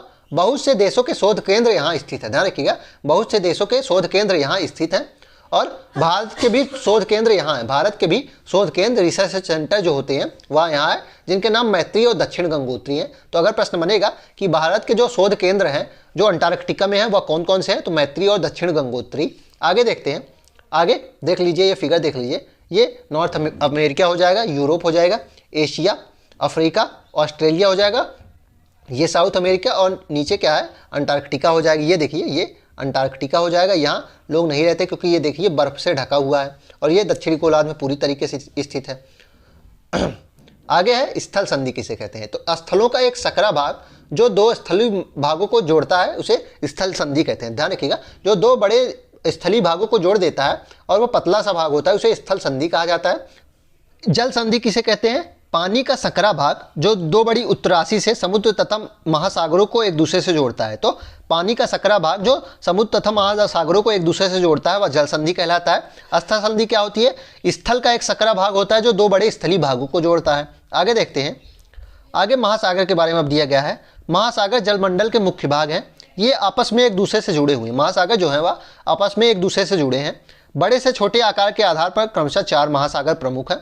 प्रशांत सबसे बड़ा महासागर है, उसके बाद अटलांटिक महासागर है, फिर हिंद है, फिर आर्कटिक है। ध्यान रखिएगा, महासागर 4 प्रमुख है एनसीईआरटी के हिसाब से, प्रशांत, अटलांटिक, हिंद और आर्कटिक। आगे देखते हैं, आगे इनके बारे में दिया गया है कुछ इंपॉर्टेंट चीज़ें, उसको देख लेते हैं। प्रशांत महासागर सबसे पहला है, सबसे बड़ा महासागर है ये, या पृथ्वी के 1/3 भाग पर फैला है। ध्यान रखिएगा, पृथ्वी के 1/3 भाग पर केवल प्रशांत महासागर ही है। पृथ्वी का सबसे गहरा भाग मेरियाना गर्त प्रशांत महासागर में ही स्थित है। प्रशांत महासागर लगभग वृत्ताकार है, नोट कर लीजिएगा, इंपॉर्टेंट है। किस महासागर की आकृति लगभग वृत्ताकार है? तो प्रशांत महासागर हो जाएगा। एशिया, ऑस्ट्रेलिया, उत्तर एवं दक्षिण अमेरिका इसके चारों पर ओर स्थित हैं। अगर प्रश्न बनेगा प्रशांत महासागर के चारों ओर कौन कौन से जो महाद्वीप स्थित हैं, एशिया हो जाएगा, ऑस्ट्रेलिया, उत्तर और दक्षिण अमेरिका हो जाएगा। दूसरा हमारा है अटलांटिक महासागर। अटलांटिक महासागर देखते हैं, विश्व का दूसरा सबसे बड़ा महासागर है यह अंग्रेजी अक्षर के या अक्षर के आकार है, नोट कर लीजिएगा, इंपॉर्टेंट है, पूछा गया है। अटलांटिक महासागर अंग्रेजी भाषा के यस अक्षर के आकार का है। इसके पश्चिम किनारे पर उत्तर एवं दक्षिण अमेरिका है तथा पूर्वी किनारे पर यूरोप और अफ्रीका है। अटलांटिक महासागर की तट रेखा बहुत अधिक धंतुरित है। ध्यान रखिएगा, मोस्ट इंपॉर्टेंट पॉइंट है कि जो अटलांटिक महासागर है उसकी तट रेखा बहुत अधिक धंतुरित है। यह अनियमित एवं धंतुरित तट रेखा प्राकृतिक पोताश्रयों एवं पत्तनों के लिए आदर्श स्थिति है। तो चूंकि यह बहुत अधिक धंतुरित है, धंतुरित मतलब क्या होता है कि बहुत पैनापन है इसके अंदर। अगर फिगर को दिखाएं अगर तो देख लीजिए, ये दंतुरित तट रेखा कि ऐसे तीखे तीखे निकले रहते हैं। इससे क्या होता है कि जो पोर्ट्स होते हैं उसके लिए बहुत आदर्श स्थिति बन जाती है। तो अटलांटिक महासागर की तट रेखा बहुत दंतरित होने के कारण यहाँ अनियमित और दंतुरित तट रेखा प्राकृतिक पोताश्रय जो पोर्ट्स हैं और पत्तन है उसके लिए आदर्श स्थिति बन जाती है। और व्यापार की दृष्टि से यह सबसे व्यस्त महासागर हो जाता है, क्योंकि पोर्ट्स जहाँ ज़्यादा होंगे वहाँ ही व्यापार अधिक होगा। तो अगर प्रश्न बनेगा कि व्यापार के आधार पर सबसे व्यस्त महासागर कौन सा है, तो अटलांटिक महासागर है। कौन सा महासागर है जो अंग्रेजी भाषा के यस अक्षर के आकार का है, तो अटलांटिक महासागर हो जाएगा। और कौन सा ऐसा महासागर है जिसकी तट रेखा बहुत अधिक दंतुरित है, तो वह अटलांटिक महासागर हो जाएगा। आगे देखते हैं, आगे है हिंद महासागर। हिंद महासागर ही एक ऐसा महासागर है जिसका नाम किसी देश के नाम यानी भारत देश के नाम पर पड़ा है। यह महासागर लगभग त्रिभुजाकार है। तो प्रश्न अगर बनेगा कि इस महासागर की आकृति त्रिभुजाकार है तो हिंद महासागर हो जाएगा। इसके उत्तर में एशिया, पश्चिम में अफ्रीका तथा पूर्व में ऑस्ट्रेलिया स्थित है। तो इसके उत्तर में क्या है? एशिया है, पश्चिम में अफ्रीका और पूर्व में ऑस्ट्रेलिया स्थित है। आगे देखते हैं, आगे हमारा चौथा महासागर है आर्कटिक। उत्तर ध्रुव वृत्त में स्थित है तथा यह उत्तर ध्रुव के चारों ओर फैला है। यह प्रशांत महासागर से छिछले जल वाले एक सक्रिय भाग से जुड़ा है जिसे बेरिंग जल संधि के नाम से जाना जाता है। तो अगर पूछा जाएगा कि बेरिंग जल संधि किन दो महासागरों को जोड़ती है, तो आर्कटिक महासागर और प्रशांत महासागर, मोस्ट इंपॉर्टेंट है। बेरिंग जल संधि किन दो महासागरों को जोड़ती है? आर्कटिक और प्रशांत महासागर। आगे देखते हैं, अगला पॉइंट है, यह उत्तर अमेरिका के उत्तरी तटों तथा यूरेशिया से घिरा है। तो यह उत्तर अमेरिका के उत्तरी तटों और यूरेशिया से घिरा हुआ है। आगे वायुमंडल के बारे में दिया गया है कि हमारी पृथ्वी चारों ओर से गैसों की एक परत से घिरी हुई है। हमारी जो पृथ्वी है वह चारों तरफ से गैसों की एक परत से घिरी हुई है, जिसे वायुमंडल कहा जाता है। वायुमंडल 1600 किलोमीटर की ऊंचाई तक फैला है। वायुमंडल 1600 किलोमीटर की ऊंचाई तक फैला हुआ है। वायुमंडल को उसके घटकों, तापमान तथा अन्य के आधार पर 5 परतों में बांटा जाता है। तो वायुमंडल को 5 परतों में बांटा जाता है, जो कि हैं क्षोभ मंडल, समताप मंडल, मध्य मंडल, आयन मंडल और बहिर्मंडल। ध्यान रखिएगा, जो वायुमंडल है उसे 5 परतों में बांटा जाता है, क्षोभ मंडल, समताप मंडल, मध्य मंडल, आयन मंडल और बहिर्मंडल। आगे देखते हैं, आगे फिगर देख लीजिए। क्षोभ मंडल क्या है? 0 से 12 किलोमीटर। तो जो मौसम संबंधी क्रियाएं होती है वह यहीं होती है, बारिश आदि यहीं होती है तथा जो हेलीकॉप्टर आदि उड़ते हैं यहीं उड़ते हैं। उसके बाद समताप मंडल होता है, एरोप्लेन जो उड़ते हैं वह समताप मंडल में उड़ते हैं और 12 से 50 किलोमीटर होता है। ओजोन लेयर कहाँ पड़ती है? ओजोन लेयर समताप रेखा में पड़ती है, इसको नोट कर लीजिएगा, ओजोन लेयर समताप रेखा में पड़ती है। मध्य मंडल में जो उल्कापिंड आते हैं वो मध्यमंडल में ही नष्ट हो जाते हैं 50 से 80 किलोमीटर। और ये उसके बाद आगे दिया गया है तापमंडल होता है, उसके बाद बाह्यमंडल होता है। आगे हमारा चैप्टर नंबर 6 है पृथ्वी के प्रमुख स्थल रूप। चलिए इसको देखते हैं। आगे है पहला पॉइंट इसमें क्या दिया गया है कि पहाड़ी वह स्थली भाग है जो कि आसपास की भूमि से ऊंची उठी होती है। तो पहाड़ी स्थली भाग होती है जो आसपास की भूमि से ऊंची उठी होती है, वह पहाड़ी कहलाती है।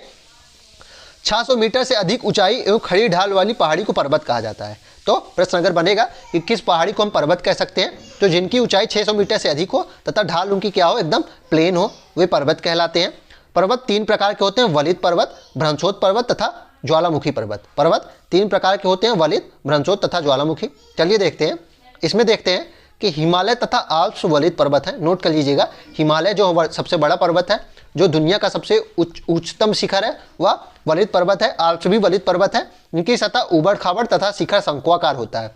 तो वलित पर्वत की जो सतह होती है ऊबड़ खाबड़ होती है तथा शिखर शंक्वाकार होता है। भारत की अरावली श्रृंखला विश्व की सबसे पुरानी वलित पर्वत श्रृंखला है। नोट कर लीजिएगा, भारत की अरावली पर्वत श्रृंखला जो है वह विश्व की सबसे पुरानी वलित पर्वत श्रृंखला है। और अगर विश्व की सबसे नवीनतम पूछा जाएगा तो हिमालय हो जाएगा। अपरदन की प्रक्रिया के कारण यह श्रृंखला घिस गई है। भारत की अरावली श्रृंखला जो है वह अपरदन के कारण घिस चुकी है। उत्तरी अमेरिका का अपलेशियन तथा रूस के यूराल पर्वत गोलाकार दिखाई देते हैं और इनकी ऊंचाई कम है। ये भी बहुत पुराने वलित पर्वत हैं। तो बहुत पुराने वलित पर्वत कौन कौन से हो जाएंगे? अरावली श्रृंखला, अपलेशियन पर्वत उत्तर अमेरिका का तथा रूस का यूराल पर्वत, और ये सब वलित पर्वत के उदाहरण हो जाएंगे। वलित पर्वत के फिगर देख लीजिए, ये वलित पर्वत का उदाहरण है। आगे देखते हैं, आगे है कि जब बहुत बड़ा भाग टूट जाता है तथा ऊर्ध्वाधर रूप से विस्थापित हो जाता है तब भ्रंशोत पर्वत का निर्माण होता है। ऊपर उठे हुए खंड को उत्खंड या फिर हार्स्ट कहते हैं तथा नीचे धसे हुए खंड को द्रोणिका अंश या फिर गार्बन कहा जाता है। यूरोप की राइन घाटी तथा वासजेस पर्वत इस तरह के पर्वत तंत्र के उदाहरण हैं। तो जो भ्रंशोत पर्वत होता है उसके उदाहरण कौन कौन से दिए गए हैं? राइन घाटी यूरोप की और वासजेस पर्वत इस तरह के उदाहरण है। और इसमें होता क्या है, देख लीजिए कि मान लीजिए यहाँ प्लेन पृथ्वी थी और यहाँ क्या हुआ कि यहाँ का भाग जो पृथ्वी जो धस गई, यहाँ का भाग धस गया, तो क्या हुआ उसके बाद कैसा फिगर बनेगा? उसके बाद ऐसा फिगर बनेगा ना कि यहाँ की पृथ्वी धस गई, यहाँ की धस गई, यहाँ की धस गई, तो ये जो ऊपर उठा भाग हो जाएगा ये भ्रंशोत पर्वत कहलाएगा। और जो इसके नीचे हुए भाग होते हैं इसे क्या कहा जाता है? ग्राबेन कहा जाता है। और ऊपर उठे भाग को हॉस्ट कहा जाता है। आगे देखते हैं, आगे है ज्वालामुखी पर्वत। ज्वालामुखी पर्वत क्या होती है कि ज्वालामुखी पर्वत ज्वालामुखी क्रियाओं के कारण होते हैं। अफ्रीका का माउंट किलिमंजारो तथा जापान का फ्यूजियामा इस तरह पर्वत के उदाहरण हैं। ज्वालामुखी पर्वत जो होते हैं वह ज्वालामुखी पर्वत से बनते हैं और अफ्रीका का माउंट किलिमंजारो तथा जापान का फ्यूजियामा इसी तरह के पर्वत के उदाहरण हैं। आगे देखते हैं, आगे है पठार। पठार क्या होता है चलिए देखते हैं। ये उठी हुई एवं सपाट भूमि होती है। तो पठार उठी हुई एवं सपाट भूमि होती है या आसपास के क्षेत्रों से अधिक उठा हुआ होता है तथा इसका ऊपरी भाग मेज के समान सपाट होता है। अगर फिगर इसको दिखाया जाए तो फिगर देखिए, ये पठार होता है, उठा हुआ है तथा इसका ऊपरी भाग क्या है? मेज के समान ही तो है, प्लेन है। आगे देखते हैं, तो ये उठी हुई और सपाट भूमि होती है या आसपास क्षेत्रों में अधिक उठा हुआ होता है तथा इसकी ऊपरी भाग मेज के समान सपाट होता है। किसी पठार के एक या एक से अधिक किनारे होते हैं जिनके ढाल खड़े हो, इनके ढाल कैसे होते हैं? खड़े होते हैं। देख लीजिए, इनके ढाल एकदम ऐसे खड़े होंगे। आगे देखते हैं, पठारों की ऊंचाई प्रायः कुछ 100 मीटर से लेकर कई हजार मीटर तक हो सकती है। तिब्बत का पठार विश्व का सबसे ऊंचा पठार है। नोट कर लीजिएगा, तिब्बत का पठार विश्व का सबसे ऊंचा पठार है जिसकी ऊंचाई समुद्र तल से 4000 से 6000 मीटर तक ऊंची है। इसको नोट कर लीजिएगा, विश्व का सबसे ऊंचा पठार तिब्बत का पठार हो जाएगा। पठारी क्षेत्र में बहुत से जलप्रपात हो सकते हैं। पठारी क्षेत्र में बहुत से जलप्रपात हो सकते हैं क्योंकि यहाँ नदियाँ ऊंचाई से गिरती हैं। भारत में छोटा नागपुर पठार पर स्वर्णरेखा नदी पर स्थित हुंडरू जलप्रपात उदाहरण है इसका। तो हुंडरू जलप्रपात स्वर्णरेखा नदी पर स्थित है भारत के छोटा नागपुर पठार में। तथा कर्नाटक में जोग जलप्रपात है जो किस नदी पे है? शरावती नदी पे है। इसको भी नोट कर लीजिएगा। आगे मैदान के बारे में दिया गया है। मैदान के बारे में एक पॉइंट इंपॉर्टेंट है, माध्य समुद्री तल से 200 मीटर से अधिक ऊंचे नहीं होते ये, इसको नोट कर लीजिएगा। समुद्री तल से 200 मीटर से अधिक ऊंचे नहीं हो सकते हैं। आगे देखते हैं, अब हमारा आखिरी चैप्टर बचता है, चैप्टर नंबर 8, भारत जलवायु वनस्पति तथा वन्य प्राणी। हमारा आखिरी चैप्टर बचता है। चलिए इसको देखते हैं, इसके बारे में क्या क्या इंपॉर्टेंट पॉइंट्स बनते हैं। इसमें पहला पॉइंट है, सामान्यतः भारत में प्रमुख मौसम होते हैं कौन कौन से? दिसंबर से फरवरी तक सर्दी का मौसम होता है, मार्च से मई तक गर्मी का मौसम होता है, जून से सितंबर तक दक्षिण पश्चिम मानसून का मौसम होता है जिसे वर्षा कहते हैं। ध्यान रखिएगा, वर्षा किस मानसून से होती है? दक्षिण पश्चिमी शाखा से होती है मानसून के।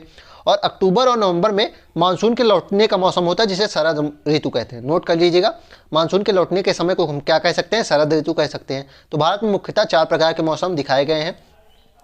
पहला है शीत ऋतु, ठंडे मौसम में सूर्य की किरणें सीधे नहीं पड़ती हैं, ऊपर बताया गया है सूर्य की किरणें सीधी नहीं पड़ती, इसलिए तापमान ठंडा होता है। आगे देखते हैं, दूसरा होता है ग्रीष्म ऋतु। ग्रीष्म ऋतु गर्मी के मौसम में सूर्य की किरणें अधिकतर सीधी पड़ती हैं, जिससे तापमान बहुत अधिक हो जाता है और दिन के समय गर्म एवं शुष्क पवनें बहती हैं, जिसे लू कहा जाता है। तो अगर प्रश्न बनेगा कि उत्तरी गोलार्ध में दिन के समय जो गर्म और शुष्क पवनें बहती हैं उसे क्या कहा जाता है, तो लू कहा जाता है। आगे है दक्षिण पश्चिम मानसून से होने वाली वर्षा। वर्षा किससे होती है, दक्षिण पश्चिम मानसून से होती है। तो यह मानसून के आने तथा आगे बढ़ने का मौसम होता है। इस समय पवन बंगाल की खाड़ी तथा अरब सागर से स्थल की ओर बहती है। तो प्रश्न बनता है कि भारत जो वर्षा का मौसम होता है भारत में, उस समय पवनें कहाँ से कहाँ की ओर बहती हैं, तो बंगाल की खाड़ी तथा अरब सागर से स्थल की ओर बहती हैं। ध्यान रखिएगा, बंगाल की खाड़ी या फिर अरब सागर से स्थल की ओर बहती हैं।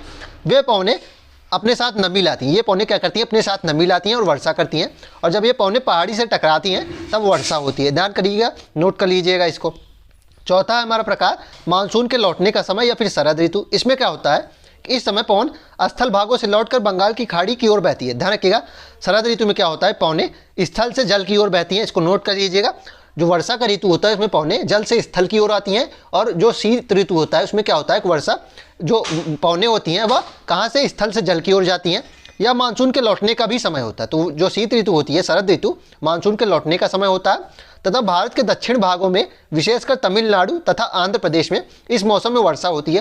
ध्यान रखिएगा, मानसून के लौटने का समय होता है शरद ऋतु, और भारत के दक्षिणी भागों में विशेषकर तमिलनाडु तथा आंध्र प्रदेश में इस मौसम में वर्षा होती है। नोट कर लीजिएगा, लौटते मानसून से वर्षा कहाँ होती है, प्रश्न बनता है भारत में, तो तमिलनाडु मोस्ट इंपॉर्टेंट आंसर हो जाएगा। आगे देखते हैं, आगे है कि भारत की जलवायु को मोटे तौर पर मानसूनी जलवायु कहा जाता है। तो भारत की जलवायु कौन सी है, मानसूनी जलवायु है। आगे अगला पॉइंट इसमें है कि मानसून शब्द अरबी भाषा के मौसम शब्द से लिया गया है, जिसका अर्थ होता है मौसम। तो मानसून शब्द अरबी भाषा के मौसम शब्द का से लिया गया है हिंदी भाषा में, और इसका अर्थ क्या होता है, मौसम होता है। भारत की स्थिति उष्णकटिबंध में होने के कारण अधिकतर वर्षा मानसूनी पवन से होती है। तो जो कि भारत की स्थिति उष्णकटिबंध है, अर्थात यहाँ क्या होता है कि यहाँ गर्मी भी अधिक पड़ती है और आर्द्रता भी अधिक होती है, तो वर्षा भी अधिक होती है। इस कारण यहाँ की अधिकतर वर्षा मानसूनी होती है। आगे है कि विश्व में सबसे अधिक वर्षा मेघालय में स्थित मासिनराम में होती है, जबकि किसी किसी वर्ष राजस्थान के जैसलमेर में वर्षा होती ही नहीं है। तो इसमें बताया गया है कि सबसे अधिक वर्षा कहाँ होती है, मासिनराम में होती है, जो कि मेघालय में स्थित है। आगे प्राकृतिक वनस्पति, जो कि हो सकता है कि हमारा शायद आखिरी पॉइंट है, देखते हैं। भारत की वनस्पति को 5 प्रकारों में विभाजित किया जाता है। ध्यान रखिएगा, भारत की वनस्पति को 5 भागों में विभाजित किया जाता है। उष्णकटिबंध सदाबहार वन, उष्णकटिबंध पतझड़ वन, कटीली झाड़ियाँ, पर्वतीय वन तथा मैंग्रोव वन। चलिए देखते हैं, इसमें पहला प्रकार देख लेते हैं, उष्णकटिबंध वर्षा वन। उष्णकटिबंध वर्षा वन उन क्षेत्रों में पाए जाते हैं जहाँ वर्षा बहुत अधिक होती है। तो जो उष्णकटिबंध वर्षा वन अर्थात सदाबहार वन होते हैं, वहाँ पाए जाते हैं जहाँ वर्षा बहुत अधिक होती है। ये इतने घने होते हैं कि सूर्य का प्रकाश जमीन तक पहुंच ही नहीं पाता। तो ये इतने घने होते हैं, इनमें इतनी प्रतिस्पर्धा होती है सूर्य के प्रकाश पाने की कि सूर्य का प्रकाश जमीन तक पहुंच ही नहीं पाता। वृक्षों की अनेक प्रजातियां इन वनों में पाई जाती हैं। तो वृक्षों की अनेक प्रजातियां इन वनों में पाई जाती हैं। ये वन वर्ष के अलग अलग समय में अपनी पत्तियां गिराते रहते हैं, फलता हुए हमेशा हरे भरे दिखाई देते हैं, और उन्हें सदाबहार वन कहा जाता है। इसलिए क्योंकि ये समय समय पर अपनी पत्तियां गिराते हैं, मतलब किसी एक समय पे एक पेड़ अपनी पत्तियां कुछ गिरा देगा, कुछ रखेगा, तो इसलिए हमेशा क्या दिखता है, वन हमेशा हरा भरा दिखता है, इसलिए इसे सदाबहार वन कहा जाता है। इसके क्षेत्र देख लेते हैं भारत में। अंडमान तथा निकोबार द्वीप समूह, उत्तर पूर्वी राज्य के कुछ भाग तथा पश्चिमी घाट की संकरी पट्टी में पाए जाने वाले प्रमुख वृक्ष महोगनी, एबोनी तथा रोजवुड हैं। तो ध्यान रखिएगा, जो उष्णकटिबंधीय सदाबहार वन है वह कहाँ पाए जाते हैं, तो वो जो उत्तरी भाग होता है यहाँ पाए जाते हैं। पश्चिमी जो पश्चिमी सह्याद्री का क्षेत्र है वहाँ पाए जाते हैं, और अंडमान और निकोबार द्वीप समूह में पाए जाते हैं, यहाँ उष्णकटिबंधीय सदाबहार वन पाए जाते हैं। तथा वृक्षों के प्रकार कौन से हो जाएंगे, महोगनी, एबोनी तथा रोजवुड। देखिए फिगर बना है, ये उष्णकटिबंधीय सदाबहार वन का फिगर है। आगे दूसरा हमारा है उष्णकटिबंध पतझड़ वन। हमारे देश के बहुत बड़े भाग में इस प्रकार के वन पाए जाते हैं। तो हमारे देश में सबसे बड़े भाग में कौन से वन पाए जाते हैं, पतझड़ वन पाए जाते हैं। इन वनों को मानसूनी वन भी कहते हैं। ये कम घने होते हैं, ध्यान रखिएगा, ये कम घने होते हैं और वर्ष के एक निश्चित समय में अपनी पत्तियां गिरा देते हैं। पत्तियां क्यों गिराते हैं, जो जल होता है उस जल को संचित रखने के लिए अपनी पत्तियां गिरा लेते हैं। इन वनों में पाए जाने वाले महत्वपूर्ण पेड़ हैं कौन कौन से, शाल, सागौन, पीपल, नीम और शीशम। ध्यान रखिएगा, उष्णकटिबंध पतझड़ वन के प्रमुख पेड़ कौन से हो जाएंगे, साल, सागौन, पीपल, नीम और शीशम। ये मध्य प्रदेश, उत्तर प्रदेश, बिहार, झारखंड, छत्तीसगढ़, उड़ीसा तथा महाराष्ट्र के कुछ भागों में पाए जाते हैं। तो जो हमारे केंद्र के जो कुछ राज्य हैं वहाँ ये पाए जाते हैं मुख्यतः तौर पे। देख लीजिए फिगर है, कुछ पत्तियां भी गिराए हैं, देख लीजिए पतझड़ वन के उदाहरण हो जाएंगे। आगे हमारा तीसरा प्रकार हो जाएगा कटीली झाड़ियाँ। देखते हैं, इस प्रकार की वनस्पतियाँ देश के शुष्क भागों में पाई जाती हैं। जो कटीली झाड़ियाँ होती हैं वह देश के शुष्क प्रदेशों में पाई जाती हैं। पानी की क्षति को कम करने के लिए, तो पानी से जो हानि होती है उसको कम करने के लिए पत्तियों में बड़े बड़े कांटे निकल जाते हैं, जिससे पानी संचित रहता है। इनके महत्वपूर्ण वृक्ष कौन से हो जाएंगे? कैक्टस, खैर, बबूल, कीकर आदि। ये राजस्थान, पंजाब, हरियाणा, पश्चिमी घाट के पूर्वी ढालों तथा गुजरात में पाई जाती है। ध्यान रखिएगा, इनके क्षेत्र हैं पंजाब, राजस्थान, हरियाणा, पश्चिमी घाट के पूर्वी ढाल तथा गुजरात। आगे देखते हैं, चौथा प्रकार देख लेते हैं। चौथा प्रकार है पर्वतीय वन। चौथा प्रकार है पर्वतीय वन। पर्वत में ऊंचाई के अनुसार वनस्पतियों के विभिन्न प्रकार पाए जाते हैं। ऊंचाई बढ़ने के साथ तापमान में कमी आती है। समुद्र तल से 1500 मीटर से 2500 मीटर की ऊंचाई के बीच पेड़ों का आकार शंक्वाकार होता है। ध्यान रखिएगा, समुद्र तल से 1500 मीटर से 2500 मीटर की ऊंचाई तक पेड़ों का आकार शंक्वाकार हो जाता है। ये पौधे शंकुधारी वृक्ष कहे जाते हैं। ये पौधे शंकुधारी वृक्ष कहे जाते हैं। और इन वनों में महत्वपूर्ण वृक्ष हैं चीड़, पाइन, देवदार। इसको नोट कर लीजिएगा, समुद्र तल से 1500 से 2500 मीटर तक पेड़ों का आकार कैसा हो जाएगा? शंक्वाकार। मतलब कैसे? ऐसे हो जाएगा, ये पेड़ ऐसे हो जाते हैं। अगर फिगर दिखाया जाए तो ये देखिए, ये फिगर दिखाया गया है, शंक्वाकार हो जाएगा। पांचवा हमारा लास्ट प्रकार है और आज का लास्ट पॉइंट है मैंग्रोव वन। ये वन खारे पानी में भी रह सकते हैं। ध्यान रखिएगा, खारे पानी में होने वाले जो वन होते हैं वो मैंग्रोव वन कहलाते हैं। ये मुख्यतः पश्चिम बंगाल के सुंदरवन क्षेत्र में तथा अंडमान एवं निकोबार द्वीप समूह में पाए जाते हैं। तो मैंग्रोव वन मुख्यतः कहाँ पाए जाते हैं? पश्चिम बंगाल के सुंदरवन में और अंडमान और निकोबार के द्वीप समूह में पाए जाते हैं। सुंदरी इस प्रकार के वनों की महत्वपूर्ण प्रजाति है। सुंदरी जो है वह इस प्रकार के वनों की महत्वपूर्ण प्रजाति है। इसी प्रजाति के नाम पर इस क्षेत्र का नाम सुंदरवन पड़ा है। नोट कर लीजिएगा, मैंग्रोव वन के जो प्रमुख प्रजाति है सुंदरी है, और इसी पेड़ के नाम पर, इसी प्रजाति के नाम पर इस क्षेत्र का नाम सुंदरवन पड़ा है। चलिए फिर इसी के साथ आज के सेशन को हम समाप्त करते हैं। आशा करता हूं कि आपको यह सेशन पसंद आया होगा। अगर आप इसी तरह के अन्य कंटेंट भी चाहते हैं तो कमेंट बॉक्स में लिखिए कि आपको क्लास 7 का ज्योग्राफी ऐसे चाहिए और क्लास 8 का, 9, 10th का, उसके बाद हिस्ट्री भी हम ऐसे करेंगे। तो आप अपने फीडबैक हमारे कमेंट सेक्शन में जरूर दीजिएगा। साथ ही अगर आप इसकी PDF प्राप्त करना चाहते हैं तो हमारे टेलीग्राम चैनल का लिंक डिस्क्रिप्शन बॉक्स में है, आप उसको ज्वाइन कर लीजिए। आपको सारी PDF वहीं मिलेंगी। चलिए फिर, धन्यवाद।